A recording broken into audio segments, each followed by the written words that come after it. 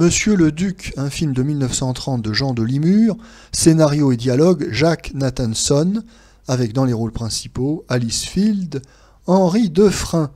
Le sujet: le duc de la Tour Maubert est ruiné et vend ses tableaux de famille. Une acheteuse se présente. Il s'agit de Madame Miller, une riche juive américaine.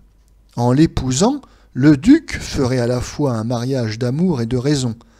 Mais il s'éprend sérieusement d'une petite girl qui s'avère être en fait la fille de Joyce Miller, la milliardaire américaine.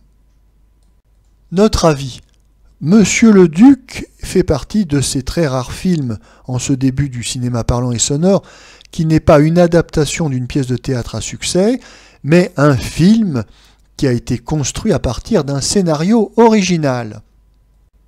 Il s'agit d'un film Pathé Nathan, et la maison de Bernard Nathan a ses propres scénaristes. Ici, il s'agit de Jack Nathanson, et le sujet, il faut bien le dire, est tout à fait détestable.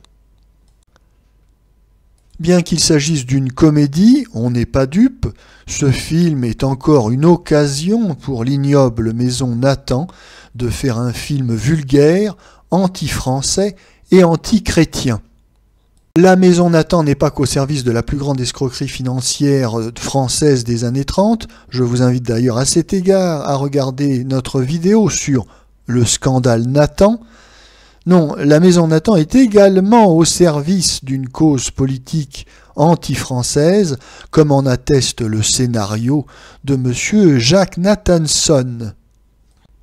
Dans ce film, les seuls personnages authentiquement nobles, sympathiques et honnêtes sont les dames Miller.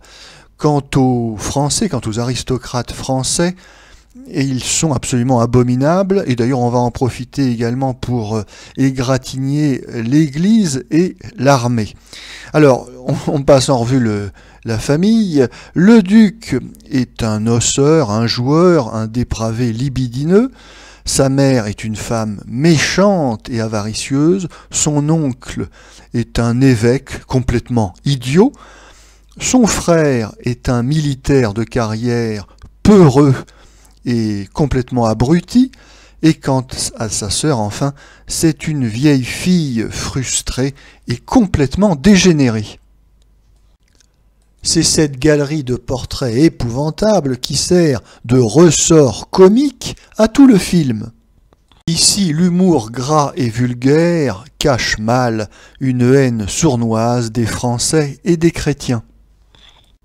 Indépendamment de son sujet détestable, notons cependant que le film Monsieur le Duc est plutôt bien construit et bénéficie d'une narration assez fluide, avec quelques intermèdes musicaux, comme c'est l'usage, plutôt bien faits, avec des décors de qualité. Je pense notamment à une scène musicale qui se passe dans le parc d'un château, château qui est la propriété d'un usurier, chrétien évidemment, et donc oui, des décors d'une certaine tenue, et à noter également, au bénéfice de ce film, une très bonne captation sonore, ce qui est rare en 1930.